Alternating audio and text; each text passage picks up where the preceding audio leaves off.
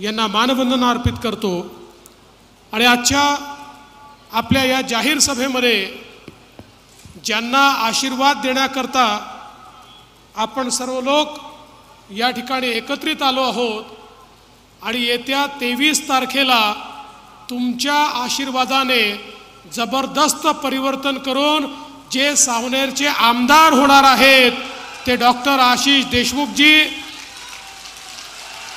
प्राध्यापक जोगेंद्र कवाडेजी, आमदार मुनमुन रायजी, अशोकराव मानकरजी, राजू पोद्दारजी, नानाजी मोहोड, ताराचंदजी बावरिया, अशोकराव धोटे, आयुश्रीताई देशमुख, मनोहरजी कुंभारे, प्रकाशजी टेकाडे, मीनाताई तायवाडे, रामराव मोवाडे, संजय टेकाडे, पृथ्वीराज बोरकर, किशोर चौधरी, शांताराम गावंडे, बबलू ठाकूर, अशोकराव तांदुळकर, आशिष फुटाणे, विलास महाले, रमेश जैन, चंद्रशेखर लांडगे, राहुल बागडे, शालिनीताई गोस्वामी, छायाताई ढोले, अर्चनाताई चौधरी, प्रकाशजी पांतावणे, विश्वजित सिंग, रतनजी ठाकूर, मंचावर उपस्थित सर्व मान्यवर आणि या ठिकाणी उपस्थित माझ्या सर्व लाडक्या बहिणींनो आणि तितक्याच लाडक्या भावांनो,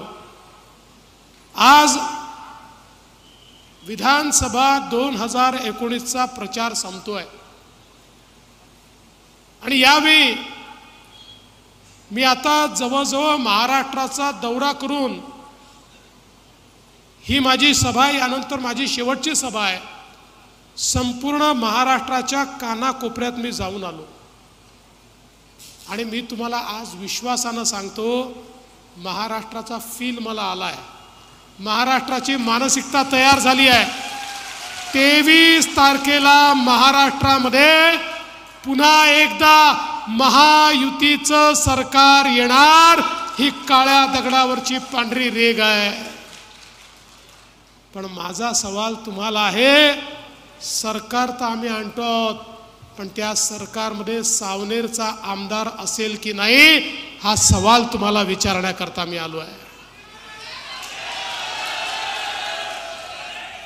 बंधू भगिनींनो, परिवर्तनाची यापेक्षा मोठी संधी तुम्हाला जन्मात मिळणार नाही। आता चुकलात तर पस्तावण्याशिवाय काही हातात राहणार नाही। तुम्ही बघा, इतके वर्ष सुनील बाबू या मतदारसंघाचे आमदार राहिले आणि या सगळ्या त्यांच्या कार्यकाळामध्ये काय सावनेर मतदारसंघाची अवस्था आहे हे मी सांगायची आवश्यकता नाही आहे।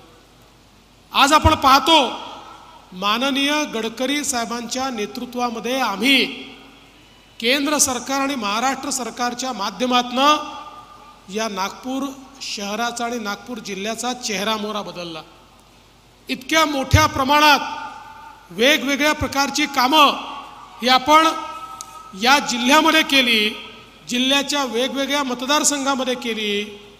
पण दुर्दैवाने आपण जर बघितलं तर 12 मतदारसंघ आज या नागपूर जिल्ह्यात येतात। या 12 मतदारसंघातला सगळ्यात मागास राहिलेला मतदारसंघ जर कुठला असेल तर हा सावनेर मतदारसंघ आहे।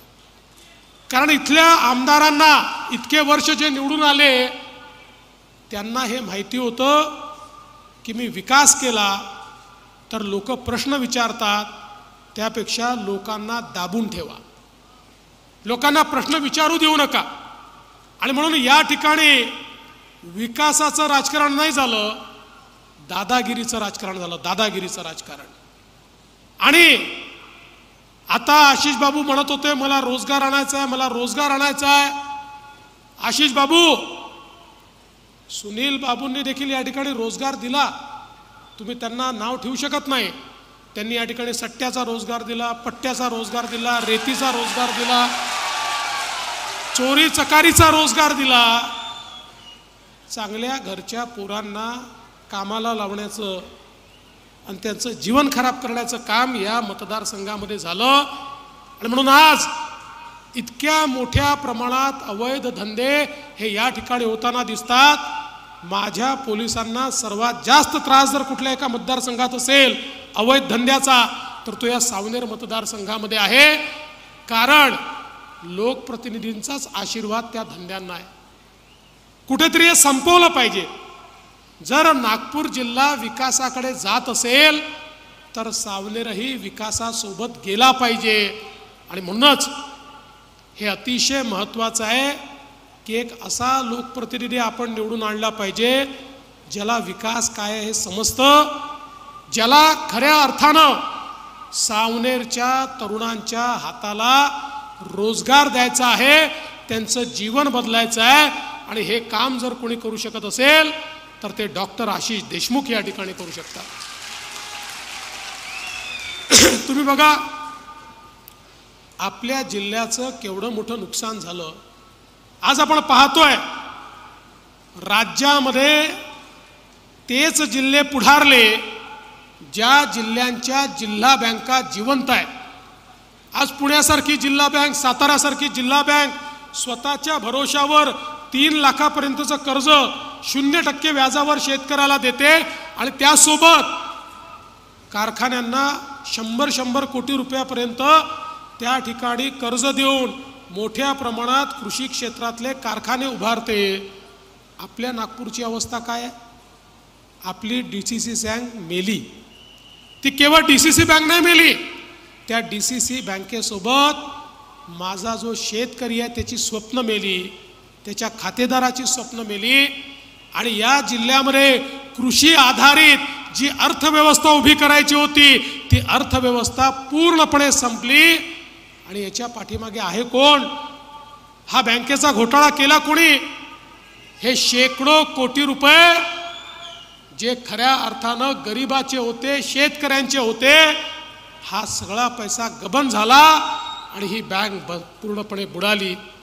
हे तर ठीक आहे की आशिष बाबू तुम्ही आंदोलन केलं, आपल्या सगळ्या लोकांनी आंदोलन केलं, डॉक्टर साहेबांनी खऱ्या अर्थानं मी त्यांचं अभिनंदन करेन. हा माणूस कधी थांबला नाही. डॉक्टर पोद्दार त्या व्यक्तीचं नाव आहे जो घाबरला नाही, जो थांबला नाही, जो